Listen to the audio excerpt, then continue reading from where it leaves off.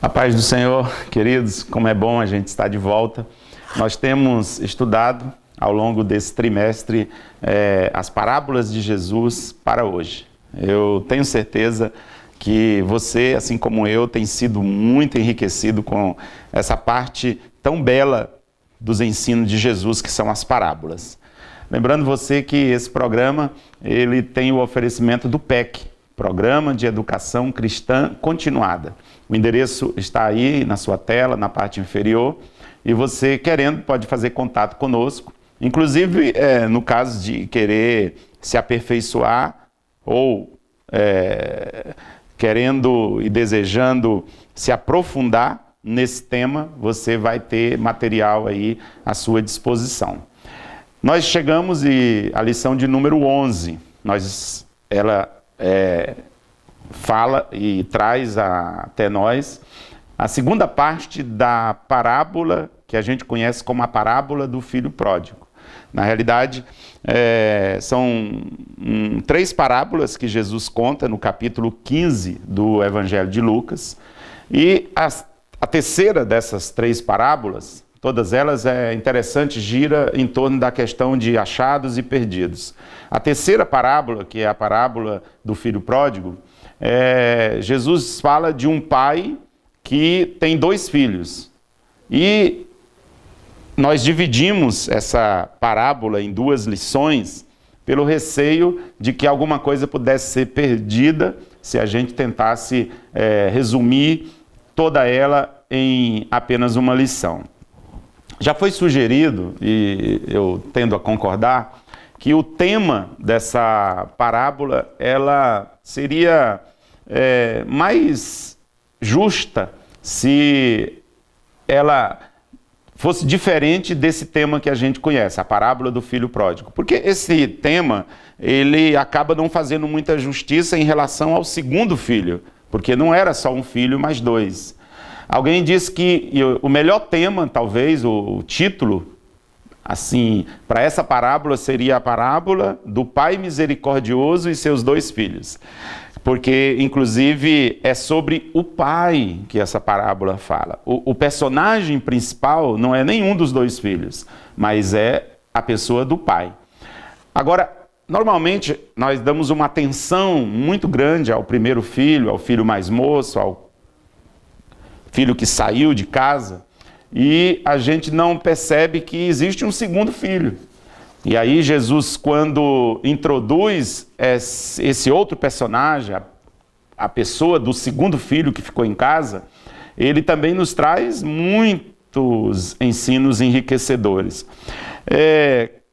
Normalmente aceito que, ao falar dos 2 filhos, Jesus relaciona os 2 com o público que o estava ouvindo. Lucas capítulo 15, ao iniciar, Lucas diz que havia uma distinção entre o público que ouvia Jesus Cristo. Havia os fariseus, havia os escribas que o ouviam, e havia também uma outra parte que era composta de pecadores, de publicanos. E quando Jesus conta, ele fala de 2 filhos, a atenção acaba sendo muito forte para o primeiro. Todavia, tem esse outro filho mais velho, que era também um cara muito complicado. E hoje, na lição de número 11, o irmão do filho pródigo que ficou no lar, a gente vai ver alguma coisa sobre esse rapaz, a gente vai poder ver o quanto ele era muito complicado e algumas características da vida desse moço, da vida tão difícil, tão pobre, que ele vivia a despeito do pai que ele tinha. Mas antes disso, a gente vai ver algumas características desse pai tão maravilhoso e tão magnífico. Isso porque na lição anterior a gente viu e focou muito sobre o filho que saiu de casa, e agora a gente vai poder ver algumas características desse belo pai. Vamos lá. A verdade prática diz: Deus não tem filhos prediletos. Deus não tem filhos prediletos. Alguém já disse também que aos pés da cruz o chão é plano. Todos os filhos de Deus são igualmente amados, queridos e igualmente moram no coração divino. E quando Jesus fala sobre esse segundo personagem, o coração desse pai é muito revelado. O esboço da nossa revista, dessa lição específica de número 11, ela contém as características da parábola, nós temos as lições da parábola e temos no final as conclusões da parábola. De todas as lições, essa é a única que nós resumimos em 2 tópicos apenas, o item 1, porque para termos um espaço maior para falar da beleza e do caráter desse pai, desse moço. Eu queria tentar, com a graça de Deus, que a gente meditasse muito e tentasse um pouco conhecer mais e melhor o Deus que nós servimos. O coração de Deus, que aqui é representado pelo Pai, ele é revelado e ele é exposto nesta parábola.